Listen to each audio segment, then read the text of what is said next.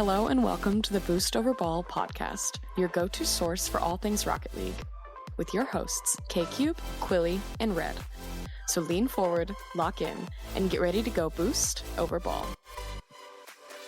Balls. It's the first canonic thing we've said now. Oh man. Here we go. But we're back. We're not in person, but we are live. The internet is better at my house. The cameras are better at my house and everyone else's own house, but the vibes are not as good. The microphones are debatable. I don't know. Those DJI mics are pretty nice. They are pretty nice. It was easy to audio edit. I will say that. But here we are. We're all back home. We all survived the Boston Blizzard. But how's everyone doing today? Doing good. I mean, still, unfortunately, not out of the snow just yet.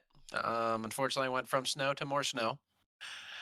But yeah, it was an adventure to say the least. Getting home from Boston, I actually went straight from Boston to Brooklyn to go to a Nets game on my way to Jersey. So I really just extended the trip for funsies. Made it even longer than it needed to be because of snow. But no, I was able to smuggle my camera in, take some cool pictures. So it was a good way home, or adventure home. And I've been missing Rocket League ever since. So it's good to be back on the show and talking about it because this is our fix in the meantime until the next set of opens. Yep. Red, what about you?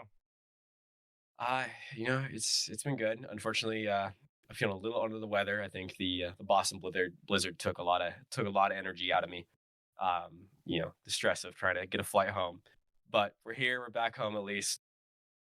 Rematch is just still in the full swing of things. So I've been staying busy. Oh yeah.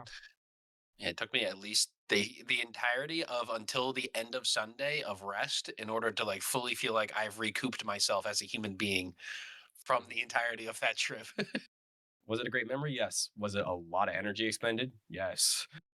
And like I like think about we had some plans. I won't say exactly what they were, but we had plans to go to a party Sunday night. And like we didn't do that. We kind of just hung out at the B&B with everybody. Like, could you imagine how much more tired we would have been if we were dead? We would be. Yeah. I'd actually still possibly be asleep from the time I got home. Yeah. I've just been in a coma in my nocturnal state. Or whatever the term is. What is it? Hibernated state. There you go. Yeah. There we go. We get there. But here we go. Hello and welcome back to the Boost Over Ball podcast. So listeners new and old, hello and welcome to the show. Thank you so much for tuning in. I'm Kyle, K-Cube in the top left. We got Red in the top right, and we have Quilly in the bottom. On today's episode, we'll be kicking off with Roster Mania. We'll be talking about all of the moves that have happened so far, giving our thoughts on them, what they mean for their respective regions, what the outlook is for those teams now in their, sitting, now that we're halfway through the season. From there, we will talk about the changes upcoming for Season 22 in-game in Rocket League before finishing off with an update on the botting and DDoS epidemic. But before we jump into the episode for today, Hercules announced on Twitter, I'm so excited to share my episode of Vibe Check with ESPNW and ESPN, which is now currently live on Disney+. She said, thank you to ESPN for choosing me to represent the women of RLCS. This is not only the beginning. This is Rocket League. Enjoy. So a huge congratulations to Herc. Big for women in esports, big for women, big for RLCS in general, big for Rocket League. Congratulations to Hercules. Well-deserved. And I haven't had time yet, but I'm looking forward to going and watching it. So shout out to Hercules, and let's jump right into it. So we're still going to play the intro for our audio listeners. We're going to do the Reds roster rumors, but it's going to be a more slower paced one because we have a lot to go through. There's a lot to talk about with each roster room, with each roster move. So we'll be doing it region by region, and we will start out with NA. So, Red, in order to save your voice, I can kind of go through some of these, and then you can chime in with your analysis on what we think and then how we think they're going to do. So, we're going to go through everything for NA, and then we'll talk about it as a whole. So, Frosty is set to join Gen G in place of Justin. Space Station Gaming drops Chronic and picks up Scribbles, or Zach. I don't know what he's going to go by now. It's Zach now. Yeah, I don't They're know. very adamant. They're very adamant about him being called Zach. I don't know what that's up with, but we'll find out. I guess Scribkep is officially dead. We'll see about that. But they pick up Zach and or Scribbles out of retirement. Foot, and this is where, in my opinion, it gets interesting. Foot drops Sosa. They lose Frosty to Gen G, and so in response, they pick up Chronic from Space Station and Justin from Foot. Because of the 2/3 rule, they will now forfeit all of their RLCS points that they've accumulated in Split 1 and will start from 0. Notably, they will also have to go through the full open qualifier bracket to make it into the main event.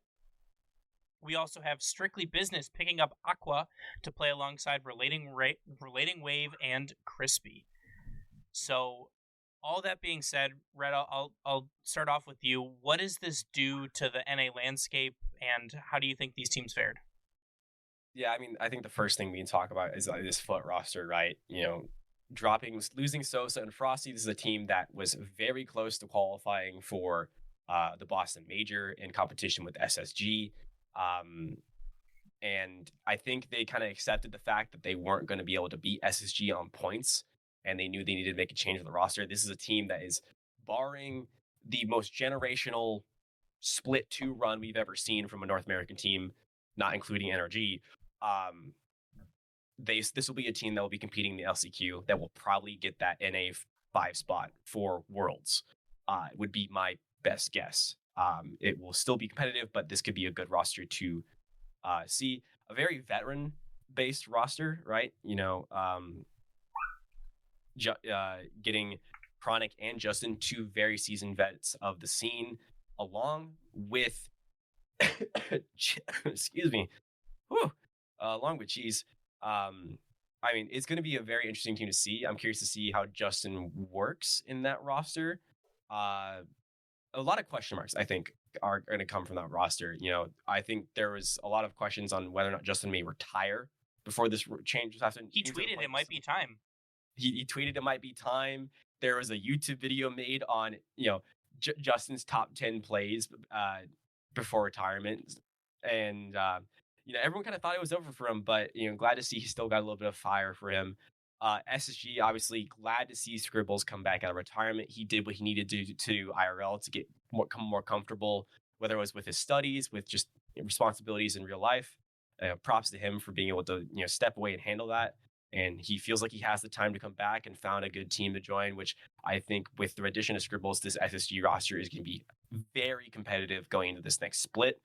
I wouldn't be surprised to see them make a couple make one of the grand finals. I'll give them one.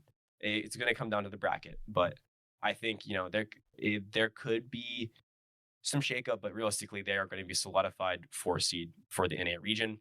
And then to no surprise at all, Gen G making a change. I'm kind of surprised it was Justin, but not. Realistically, that could have been made. There was 1 or 2 people being kicked off that roster, and it was either going to be Justin or it was going to be Bear. They weren't going to kick Rise just because he region transferred. He won't be able to go back to EU.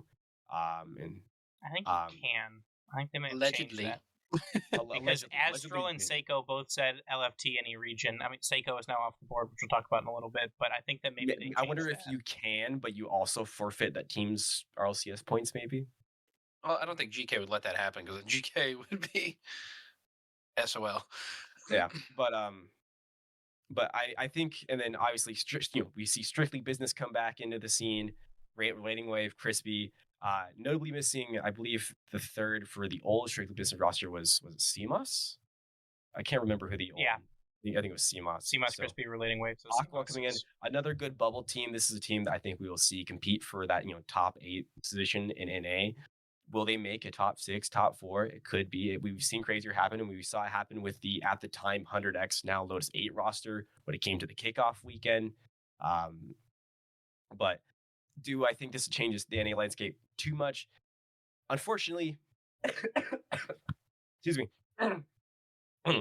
Unfortunately, not really.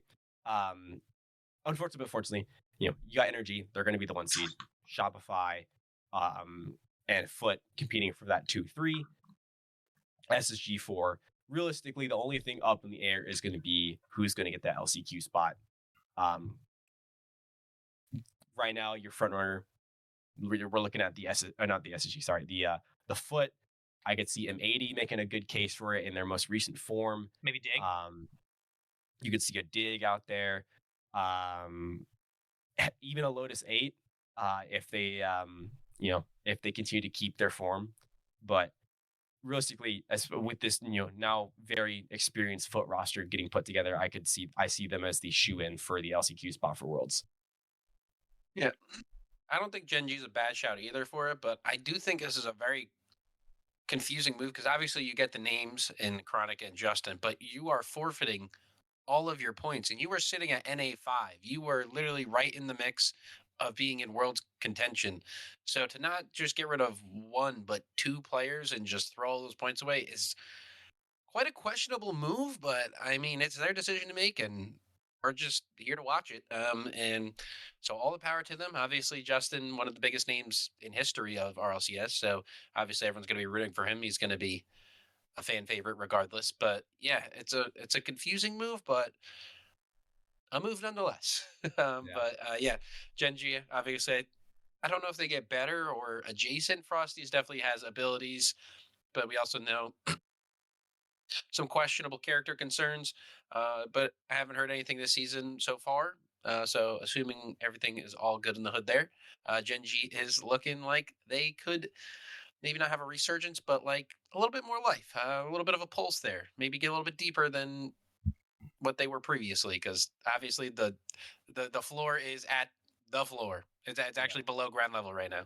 Yeah, it's like anything up for Gen G is pretty straightforward, I think, at this point, because your performance in Open 3 was by far below expectations.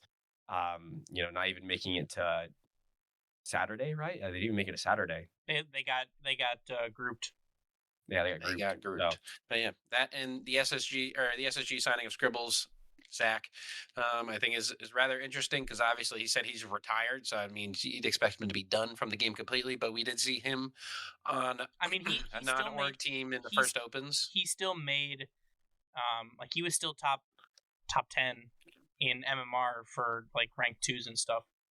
Yeah, he was still grinding, and we saw him in all 3 of the opens in the last split. So he was still active in at least keeping the legs loose, for lack of a better term, because it's a thumb-based game.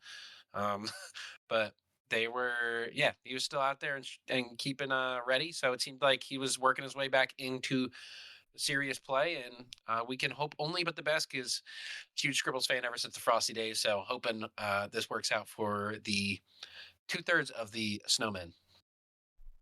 So the last point before we jump over to EU, to our next region, is currently the points. Space Station sit at 23 in 4th. Foot previously held that 5th spot with 17 points. Now they're at 0. Gen G will now move into that 5th spot with 11 points. Dignitas with 10. Lotus 8 with 9. M80 with 8. So Foot now has 11 points of ground to catch up, to make up, to move back into that 5th spot.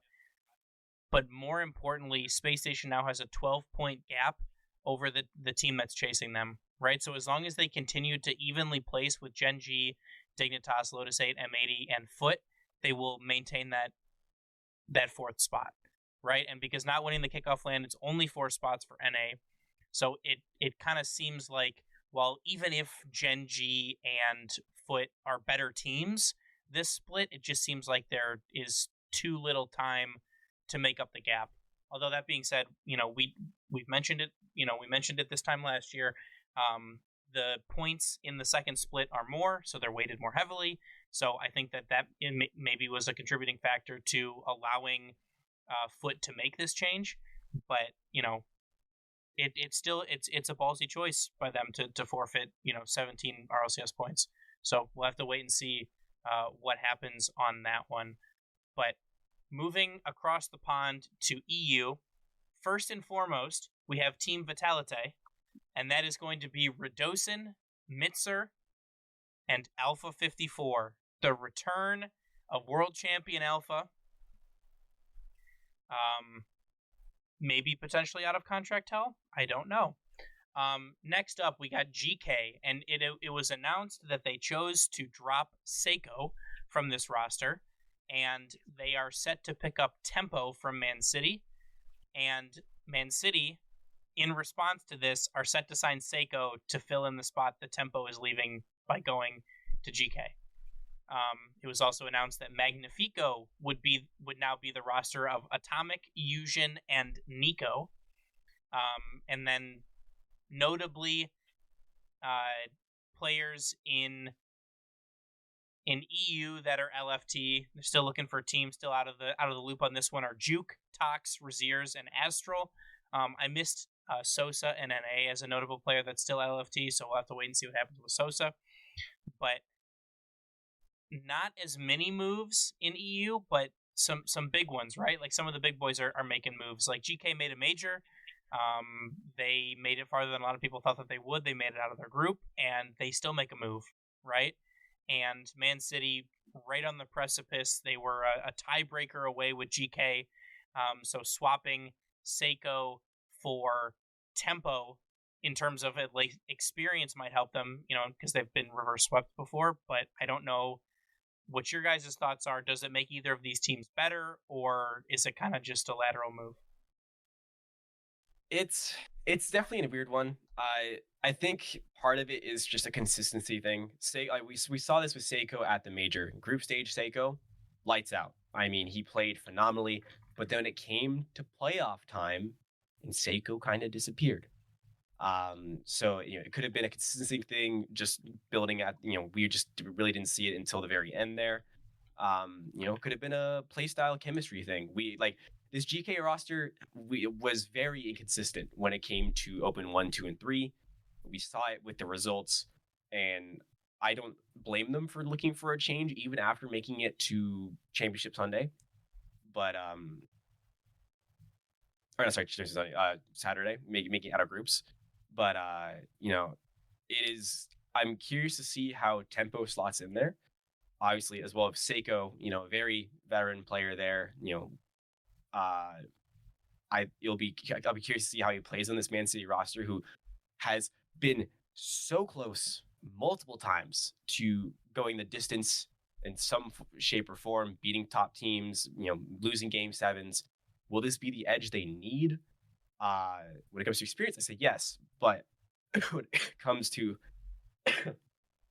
play style and compatibility, well, I guess we shall see. And then moving on to Magnifico, Atomic, Yujin, Nico, another bubble team that has been floated around in EU quite a bit. Kind of a similar standing to a team like Lotus 8, M80 in NA. They're always just right there knocking on the door. They may have their if a bracket goes their way, they have a breakout performance. They may crest a top 4, top 6, but they're, especially with how deep the EU region is currently, it's kind of hard to see them really breaking their way into those major contentions positions. They're also going to lose all their points too. Yep, they would also lose all their points, which previously Magnifico was sitting in 7th with 13, just 2 points behind Man City and 8 points behind GK. So not the worst case scenario there for Magnifico. You were already kind of assuming that you were going to be a LCQ team, most likely, just with how it's been panning out. Barring a GK disaster class for the next 3 splits. So I think this is very similar, I think, to what we always see with Foot, where they're just kind of building for that LCQ. If they can make the miracle run and make the major, great. But realistically, they're gonna build for the LCQ, build for that world spot, and go from there. And then, Team Vitality, we finally get to see Alpha 54 back. I mean, he's been tearing up in the EU scene forever. It seemed we thought maybe he was still in contract purgatory. We could have swore that man was locked up in a contract somehow, some way. But it's glad to see him finally getting back into the scene. alongside Radosin, very well known, experienced pro, world champ. Like they won a Worlds together. They won a Worlds together. Like this is a great duo. Bringing in a Youngblood and Mitzer too. I mean, this will be, I think, a very competitive roster. Definitely looking forward to seeing how they compete in Split 2. And they also get to keep all of Gentle Bench's RLCS points because they kept 2 of the people. Which, albeit not a lot of points, it's only 5, but it's better than 0. And they've now surpassed Magnifico. And like we said earlier, in Split 2, points are, the positioning is worth a lot more. Placement's worth a lot more.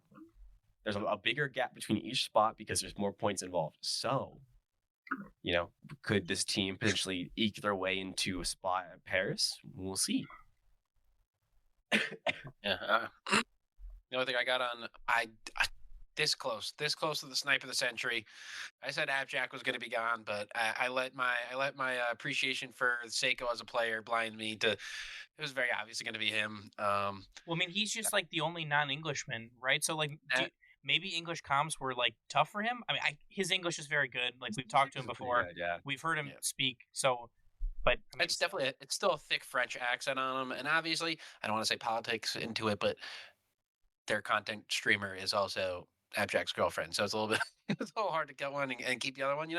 I feel like that also could play into it, but I don't want to like get into that type of water. But I also did say CRR would be a good snipe, and I feel like Tempo is a Kirkland brand CRR. I feel like that's not that bad of a shout. I feel like I damn near pretty much predicted the whole thing. I feel like if I put a little bit of a stronger thinking cap on, I just went a little bit I jumped the shark too much, I think is what I did. Yeah, no, I think it's a great move. Seiko, I think it's more of a chemistry thing than anything because, and though we talked about it, the hot takes video where each player they let him say like a hot take. Seiko sounded depressed in that video. I'm not gonna lie, that guy. So like he was literally like hunched over saying Mina sucks. That was pretty much what it was. But like in the most sad and like I don't want to be here way. It just seemed like his vibe wasn't up. But obviously he was great in groups. Was not too great after that. But yeah, he was the one that got the boot. Almost had it. I said Abjack. Should have just used my brain. It was obviously Seiko all the way. But yeah, Man City is a good pickup for him. So I'm looking forward to seeing what Man City does and GK does because I think this is a great move for both teams. Yeah, I've been high on the Man City roster all season, very similar to how I was for, I guess, Virtus Pro now was redacted. But I like Tempo a lot as a player. I think that he brought, a tremendous amount of skill and defense to that Man City roster. So I'm interested to see how he will slot in on GK, especially because Abjack tends to either play first or third man most often. But we'll have to wait and see on that one. But I think that this is one of the rare, could be good for both. Maybe you lose a little bit in mechanics from Tempo to Seiko, but Seiko definitely has the experience. He's more even keeled, I would say. Can kind of help calm the nerves of like your Edge B and Acro to maybe potentially help them close out some more series down the line. So I think that it could be good for both of these teams. But last but certainly not least in terms of regions for now, and that is SAM. Secret announced the signing of Suko, and they drop KV1 in the process. Amethyst is then quick to announce the signing of KV1. So first and foremost, this has been a big fall for KV1. He goes from being on Furia last year to now he's on Amethyst. Secret. Well, Furia to Secret to now. Yeah, he ended last season on Furia, was dropped. Secret picked him up, and then he got dropped from Secret, and now he's with Amethyst. So, he's falling down the SAM order in terms of teams, but this Amethyst squad is now 19 points out of a region spot for Paris. Secret is 16 points out, so it's an uphill battle for both of these teams trying to make a top 2 spot. So realistically, is this a move in the margins? Do you see this making any difference for Secret or for Amethyst in chasing down MIBR or Furia? Realistically, the way I see this is it's a handshake on, hey, let's change something up. But realistically, it's going to be Furia. It's going to be MIBR as your top 2, especially with a 16-point gap for Worlds. Now, this will be, again, a very similar situation. These are 2 teams that will most likely be competing for the LCQ spot. And I think that's where the big change comes through. Now, notably for Paris, right? You start fresh, you start clean for Paris. So, you could come out strong and take that spot for Paris. But realistically, for Worlds, you're not taking a World spot. That's just how it's going to be. You're going to have to fight for that LCQ. And this is what that change is for. It's a quick, just, making your last adjustments that you can before Worlds comes around. That way you can get time to build that roster together, practice, run the next split, maybe make Paris major, then get yourself ready for Worlds wherever it's at in NA. Wherever it is, we don't know. Was hoping for an announcement. That would have been real cool. Would be nice. Oh well. Been nice. Oh well. Speaking of communication. You think they announce it, Darren? I feel like they got to announce it online. I feel like there's no way they announce it in Paris. No, One, because there's that's not so enough time. far from now. Yeah, it's so far from now. And 2, I don't think they would like that. They're like, hey, World's going to be in North America. I mean, it's already known it's going to be in North America pretty much. It's the give and take. 1-on-1. Yeah. Generally, at least that's like they could like switch it up and do like, hey, we're coming back to Paris for Worlds. Like I could see like a world where that happens. I mean, like they're gonna print money having it land in Paris. I mean, I just hope do it after like Open 4. Do it like during like grands of one of the Open 4s or something. If you're gonna break my heart, at least do it sooner, so I can go. Do it sooner. Do it sooner, so I know not to buy plane tickets. Exactly. Or so that we do buy plane tickets. But anything else that you guys want to talk about the roster changes, about the any of these new teams before we jump to our next topic? Good here. Okay. Change is coming to Season 22. In my opinion, weirdly, hotly contested. A flip reset indicator was announced, and it was confirmed by Leth on Twitter, so I'm in the clear to say this stuff. But the flip reset indicator is only visible to the individual player. It will also be available in director modes. Like if you're spectating a match, you'll be able to see it, much like the boost of the individual player.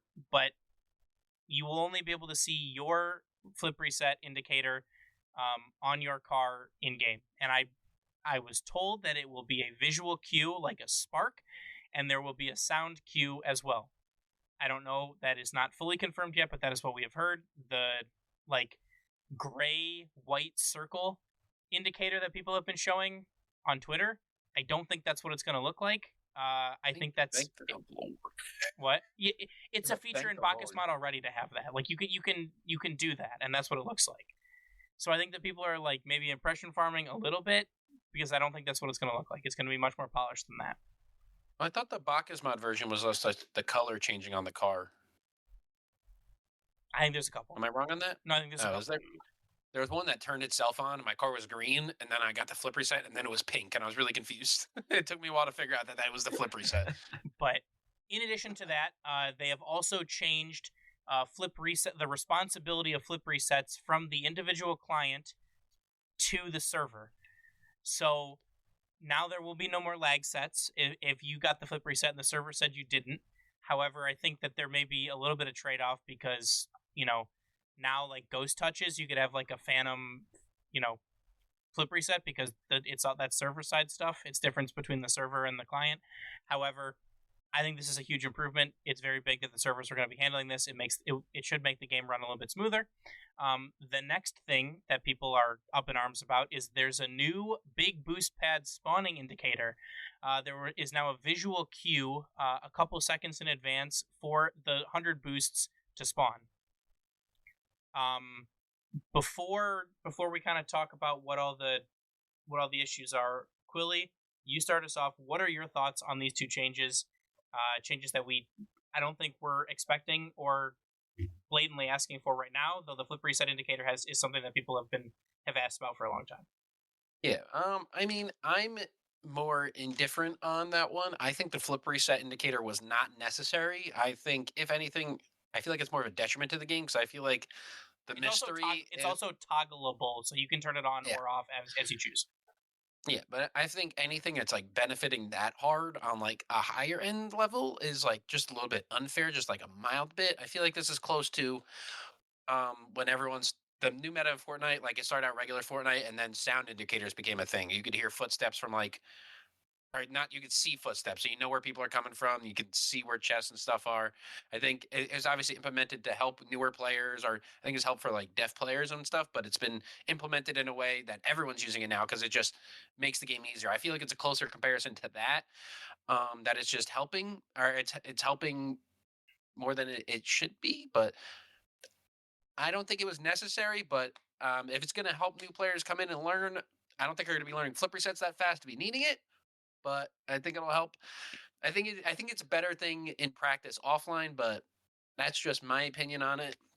The boost pad spawning thing, I think that's going to make for more boost stealing because when you're rotating out, if you look into a corner on the other team and you see no boost there, assuming you have a brain, you're not going to go chase it. You're not going to go after the boost. You flick your camera away. Yes. Me with no brain, I'm going after that boost and I'm waiting for it to spawn. But say if you're rotating out of your opponent's side and you see that little gray thing popping up and no one's near it, you can go. Now you have the inkling to go steal that boost. So it's going to lead to, I think, a little bit more than that. Then I'm going to go steal that boost regardless, even if it's gray or not. So I can't really say much on the matter. But I think these are like the situations that both of these things are going to be more utilized in than anything. But I think it's just a more of an ease of life thing. I think that one's closer to the having your teammates boost at all times. I think it's just quality of life more than anything. So it's not too bad to the thing, but yeah, it's definitely adds a new aspect to the game. Red, do you have any thoughts? Yeah, I mean, I'm kind of the same mind. I think this is obviously more catered towards the casual pop player base than it is any of the more competitive. Like, we're not going to see this affect the pro scene that often, if at all. Realistically, they all have this stuff memorized. They have this down pack. Like, they knew when they had a reset and when they didn't. Like, they knew when a boost was going to be spawned because they've played the game so much. They have that timing down their head. Will we see that maybe affect some sort of a skill rise from maybe the lower level of the player base? Then absolutely. But I can't believe I'm saying this. I'm going to give props to Rocket League and Epic, but this could be a bit of them taking advantage of the new player base that has been coming to Rocket League. With a lot of the publicity that's been getting with Jinxie, especially, Moist Critical came back and watched the Boston Major as well. I mean, like, we're starting to get a lot more of that player base coming back. So new players are coming back, are joining the game, or players that maybe quit are now coming back to the game. This is something that will help those players and will allow them to continue to enjoy the game because it's one less thing that they have to try to put hours and hours into memorizing, to learning. And it's that kind of assist, it will get to a point where they won't really use that at all. And it's just going to become second nature. But to help that, I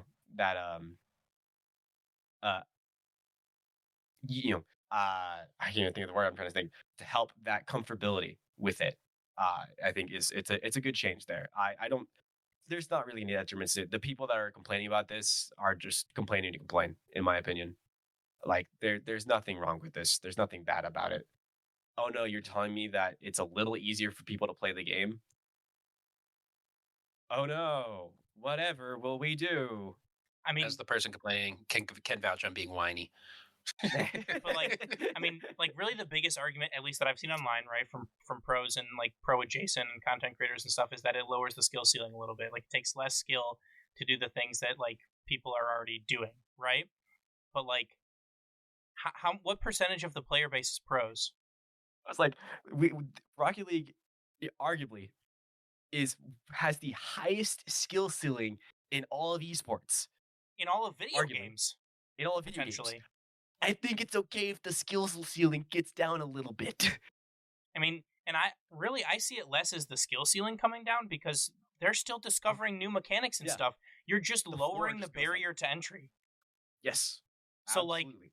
if the visual cues for the big boost help, I'm gonna make it up, right? A silver player learn how much time. Perfect. That's the goal. That's the point.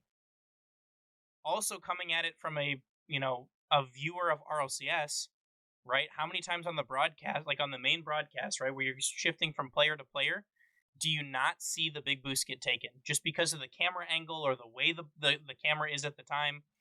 But with the visual cues, you might be able to tell, like, oh, this boost is about to spawn. Like, is he going to steal it, or are these guys going to be able to secure their own boost and break out? Like, I think it could add a different, viewer perspective for flip resets as well, right? Knowing if they have it or if they don't. Say devil's advocate on the boost spawn. I will say I feel like this is going to add to horrible rotations because I feel like 100%. rather than taking the small boost path, you're going to say, "Oh, that's gray over there. Go all the way out of my way to get this 100 boost now," and this will lead to some bad rotations based off of ooh shiny. I'm sure. I go for the 100 boost regardless of if it's there or not. I will admit that. I'm admitting that completely. Imagine if they added indicators for the small pads too. I think that's where we had the biggest riot. Was if they added indicators for every boost pad. Those are there like every. It's not like a turns into a 5-second light show. respawn. There's no. I think it's 3 seconds. Yeah, It's like I think it's 3 even less. seconds or Yeah, something. 9 for the big and 3 for the small, I believe. But yeah, I no, thought it it's was 5 and 10. I don't even know. But hey, my big thing is, like, the pros already know, like, it's not really going to affect their game, right? SSL, GC players already know, they're already there. If you're that upset by it, it's a video game, dude. Go complain about something else. That, like, I mean, But go complain about the topic we're about to talk about. Absolutely, go complain about this. Keep Yeah. complaining about it. Actually, so that's a good transition. So Maybe that's what it is. Maybe they're trying to make problems and try to divert from other problems. Similar. Never mind. I'm not gonna so Rocket League News tweeted, a Surfshark study shows that Rocket League is now the second most targeted game by cheat providers, coming just after Call of Duty. So it shows average monthly cheat related searches per 1,000 players. Call of Duty sits at 66, Rocket League at 59, Rainbow Six at 53, and then so on and so forth down the line. So, again, almost every pro player and content creator is complaining about bots and DDoSers. So it comes back to, is there enough communication from Epic? Is the communication on this a bad thing, right? Like, are we bringing more attention to the issue by continuing to complain about it and bring it up? Could Epic be doing more behind the scenes, or are they already doing things behind the scenes? Will easy anti-cheat even help? And, like, where do we go from here, right? Like, those are the big questions. So first and foremost, like, with as much as people are complaining, with as much as it is becoming a rampant issue, especially in the top 100 players as you move towards, the peak of the mountain, so to speak, is there enough communication from Epic? no. communication from Epic. We've got like 2 messages. What communication? Genuinely, what communication? It's getting to a point where almost 100% of the pro player base is complaining about bots. You have bots in every rank up to like almost like probably like diamond at this point. Even like that's when the counts first start. Like, and it's bad. Like you have content creators coming in and saying, I can't make a video about ranked because it's only bot. There was I was watching a clip the other day of oh gosh, who was it? I think it was KDOP. It was there's another EU former pro that I was watching where he had a counter, and it was how many games he played and how many were bot. He was on game 23 of the session, and he had played 19 straight games of bot. That's insane. That is absolutely insane. And you can't say, oh, it's because the player base is small. It's not. It's not over small. 1 million concurrent players. It's actually the biggest it's ever been. So how is this still an issue? It just blows my mind. Like there's like at the easiest thing you could do And other games have done this, is have some form of, whether it's moderators or some trusted associates within the scene that have some form of ban perm. Because it's not like they're hiding it. It's not like they're like, oh, I'm trying to be sneaky about my cheating. No, it's pretty blatant. It's pretty blatant. And it just makes no sense. Like, at the very, very, very least, say something besides, hey, yeah, it exists. Like, there's been stuff like some of the Rocket League pros have been talking about, how Fortnite, like when it comes to Epic and Fortnite, they're very on top of, cheating and DDoSing there. So why is that not the same case for Epic and Rocket League? It's the same company. What is the difference? It just doesn't make any sense. Like, I understand they have said they are working on it with easy anti-cheat, RIP Bacchus modded for it. But, like, the confidence I have in easy anti-cheat working to the degree that they think it's going to work is not high. Not at all. I mean, sure it's already reported that they already have the workaround for easy anti-cheat, which is right. Maybe the implementation of easy anti-cheat allows for for easier banning or quicker banning, but we will never know. And I do agree with both of you on this. I do think that there needs to be more communication. However, just for the sake of playing devil's advocate, someone will have to do it.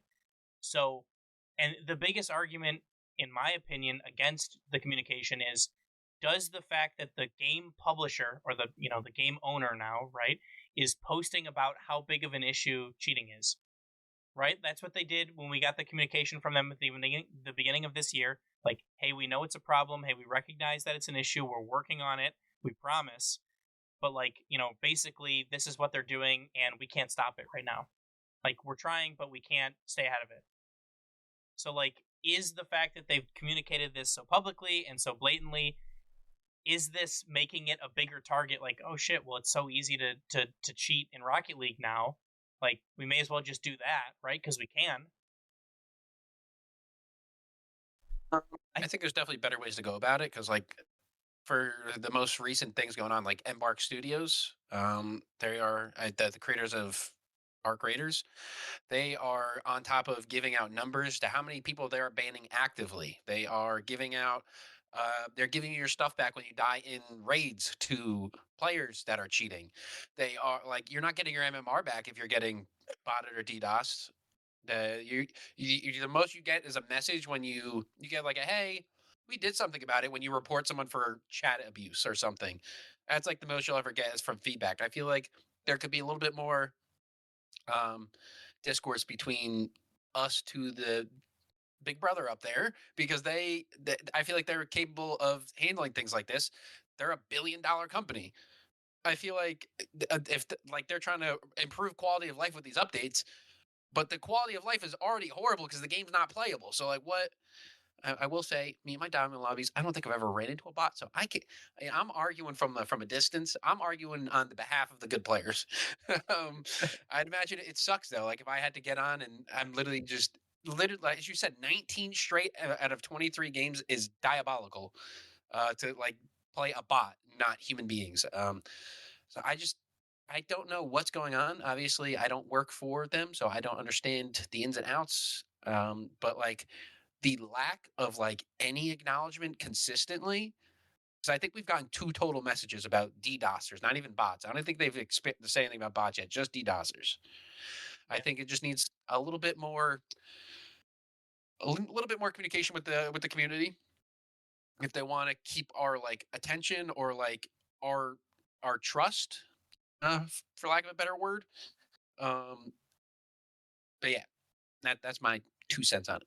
I mean, also, I feel like they're in Discords with people from Epic, right? All the pros are in Discords with people from Epic. The content creators who, get to team stream and do streams from the event, they're talking to Epic as well.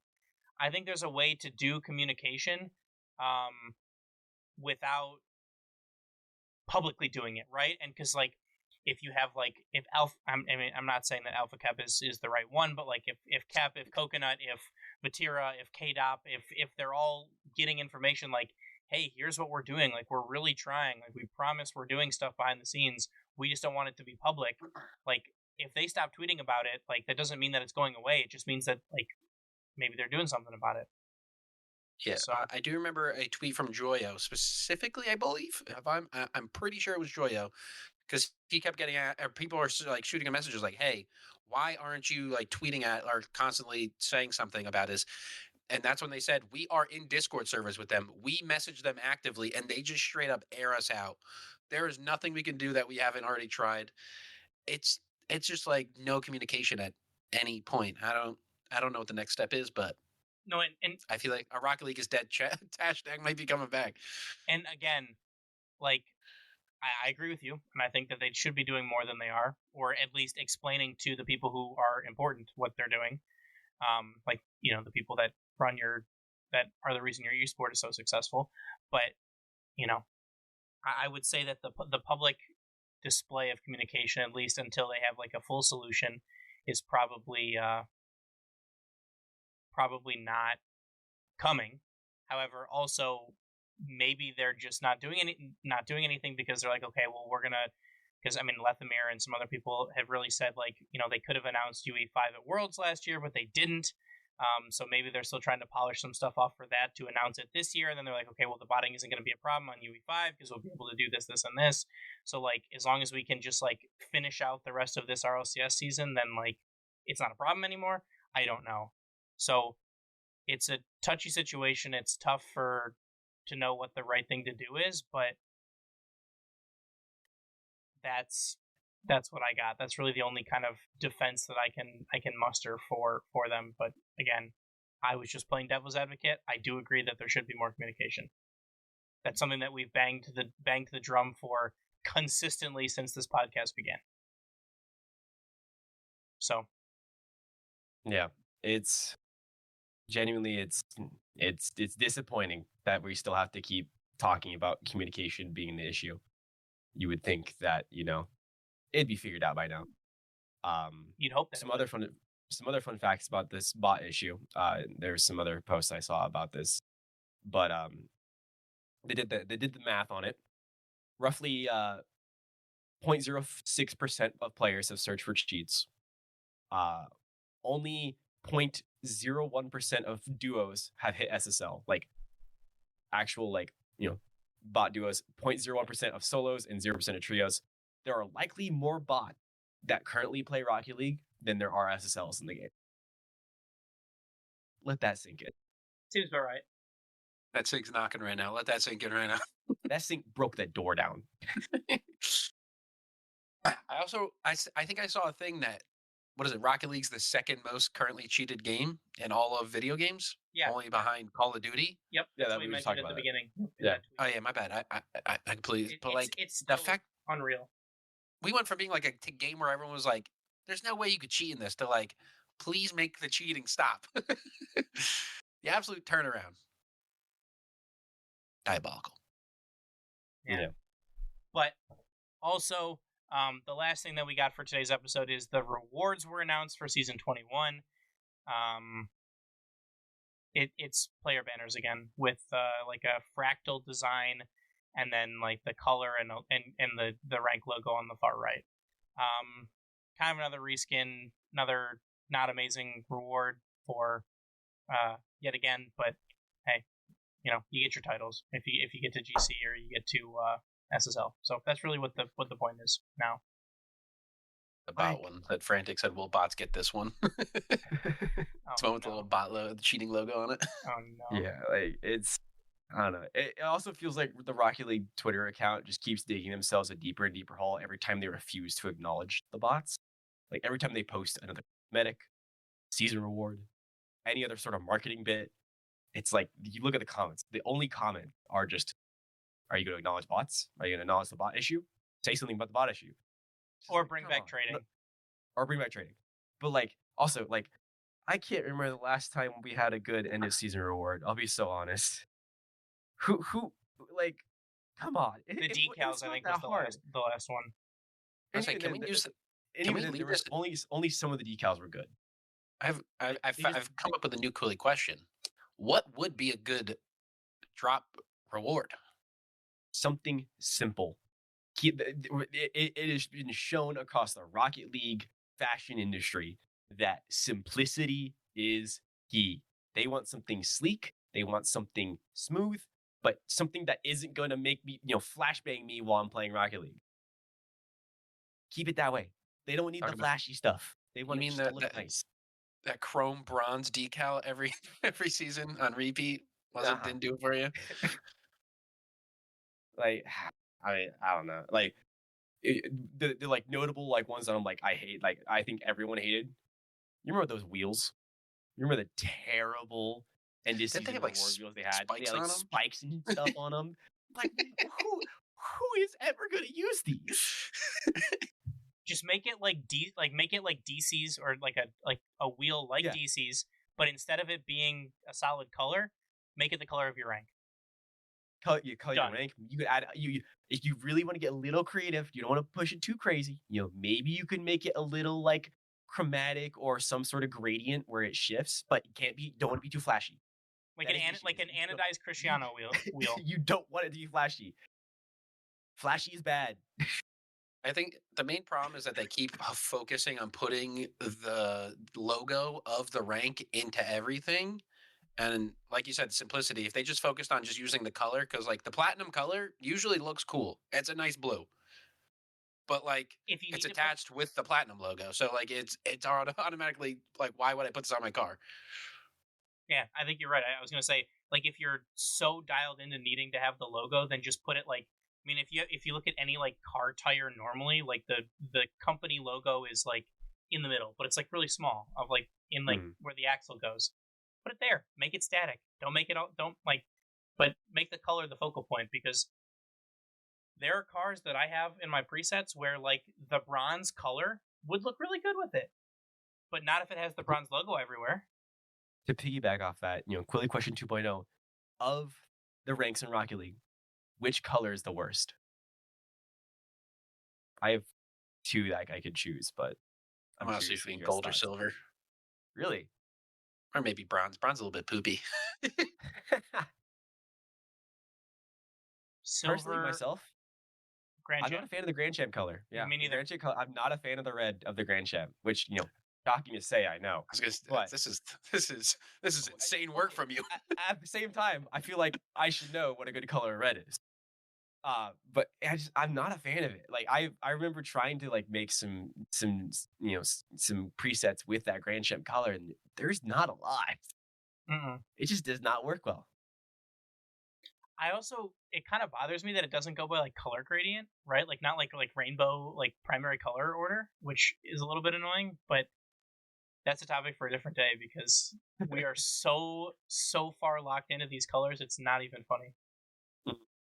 Bring back the vegetable. Bring back the vegetable. The April Fool's one. Yeah. No, wait. When we get an emerald, Honestly, that would be a sick. That'd be a sick reward idea if they just like did that. That actually would be really sick to The bring back the veggies. vegetable stuff. Yeah, just because then that's something completely different from what we're getting. We don't need something to say, "Hey, I was in Grand Champ." If you're playing in that rank, everyone knows that's your rank. You don't need to shove it down everyone's metaphorical exhaust pipes. This is see what true. it takes. This is true. But anything else that anybody wants to add before we wrap up for today? My actual Quilly question: for all your coziness after the trip, what is your cozy clothing of choice? Mine is always sweatpants and a sweatshirt. Oh, actually, sweatpants and a Q-zip. Not the like, Q-zip. I love me a Q-zip. I was like, you're looking at it right now. It is the not baggy, but like the like fleece, like thick sweatpants, but the ankle tight sweatpants. I don't like the Like baggy joggers. sweatpants. I like joggers. Yeah, like jogger type beat. Give me a nice soft hoodie, and then it could be a t-shirt or a long sleeve underneath. It doesn't really matter. Like just the hoodie sweatshirt combo goes unmatched. I would say ultimate, like the flannel pajama pants. I'm big on the Oh yeah. Yeah. And then normally I would just say like a sweatshirt because that's what my normal go-to is. But I mean, and again, and they don't sponsor us, and they're not paying for it. But damn it, this power fleece sweatshirt is so nice and comfy. It's fleece on the outside and on the inside. Like here, I'm gonna stand up. The pocket zip. It's cool. It's minimal. It says power on it. It's this. This is the most comfy thing that I own right now, I think. I forced myself to like wash it and take it off my body because I was just wearing it that much. I was like, this needs to get off of me right now. This sweatshirt is too comfy. I'm living in it. That's how I feel about this hoodie. The RLCS hoodie is so nice. And no, I'm strictly a sweatpants, same type of sweat. Maybe not like thick sweatpants, but like medium, with the cut but quarter zip, a nice quarter zip, just a nice level of cozy. Now I will say, come summertime, it gets really hot, right? Obviously, sweatpants may not be the move. Got to get yourself some nice, like not like pajama shorts, but like that soft kind of like the sweatpants shorts, sweat shorts, sweat shorts, yeah, like sweat shorts, yeah, like those. But there's a good comfy t-shirt. Oh yeah, way to go. I'm trying to think of the company. I have a specific pair of like light blue ones. I will die in those things in the summer, mainly because it's 5 million degrees. If I'm not wearing anything because I'm dying, I'm wearing those shorts. And if you're dying, you gotta eat your taco. Bro, good callback. Good callback.